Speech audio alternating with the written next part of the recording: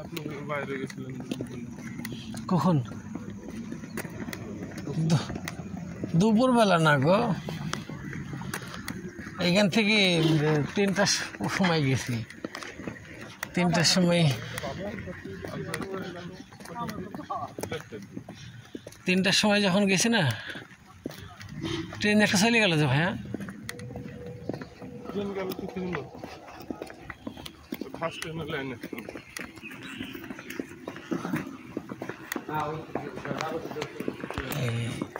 ইয়া হয়েছে।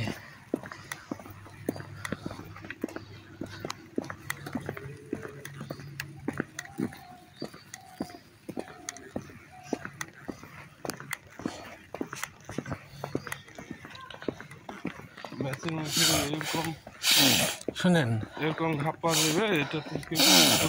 আমি যখন যাই বুঝছেন, তখন আমার সাথে আনসার আশিকের আরও 2-1টা আনসারের পথে দেখা হয়েছে।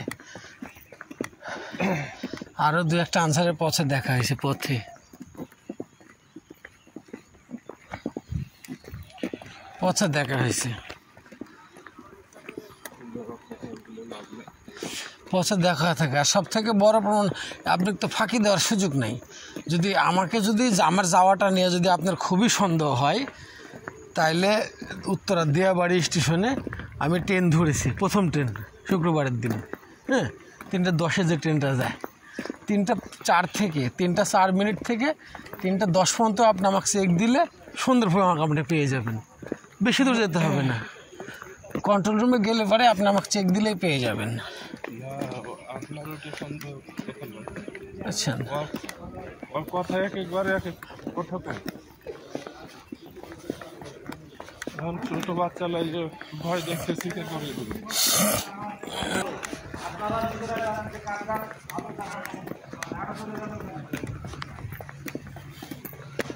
আচ্ছা, তো কি বলবো ভাই, আর থানা বাইন চোদ্দ কয় যে একবার কয় যে কিছু বুঝিয়ে দিয়েছে মাংস 10-20 জনে, আর বাকিটা বুঝিয়ে দেয়নি। প্রথমে কয় যে হ্যাঁ বুঝিয়ে দিয়েছে, ম্যানেজারও কয় যে ওরে আমি বুঝিয়ে দিয়েছি গুনে মাংস কম হবে কেন সবারই সামনে।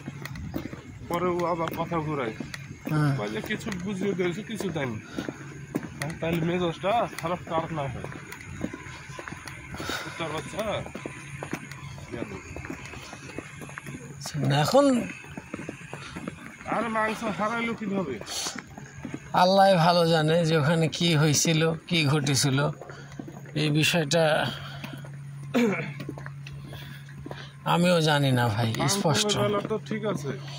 স্পষ্ট এই বিষয়টা আমিও জানি না যে কি ঘটেছিল। কেননা যখন দুপুরবেলা হয়ে গেছে, আমি বাড়ানোর আগে বুঝছেন, আমি যখন পাকঘর থেকে বের হব, তখন আমি সব হান্ডি পাতিল ধুয়ে রেডি করে যাচ্ছি। এই জন্য জুনায়েদ ভাই আর রাহিমকে বলে যে আমার এক ছোটো ভাইয়ের সাথে দেখা করতে যাচ্ছি, হ্যাঁ, তাহলে আমার জিনিস আমি যদি কাজ একটু বেশি করে থেয়ে যাই, পরে যদি সন্ধ্যার সময় আসতে আমার লেট হয়ে 1/2 ঘন্টা, এরা মেনে নেবে, বুঝলেন নাই?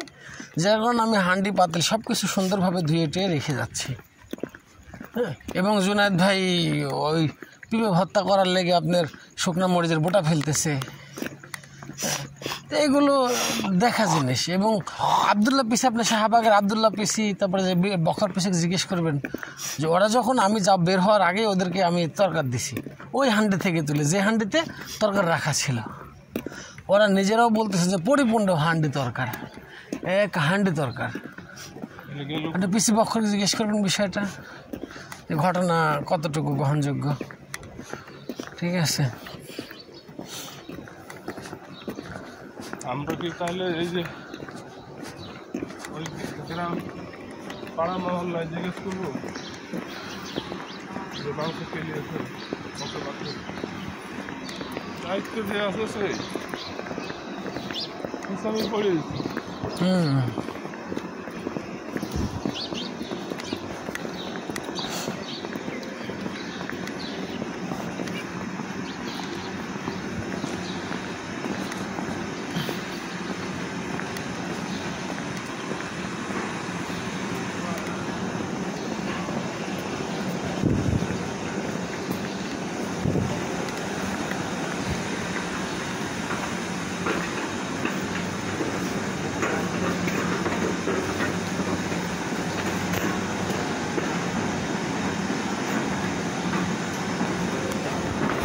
হাফেজ।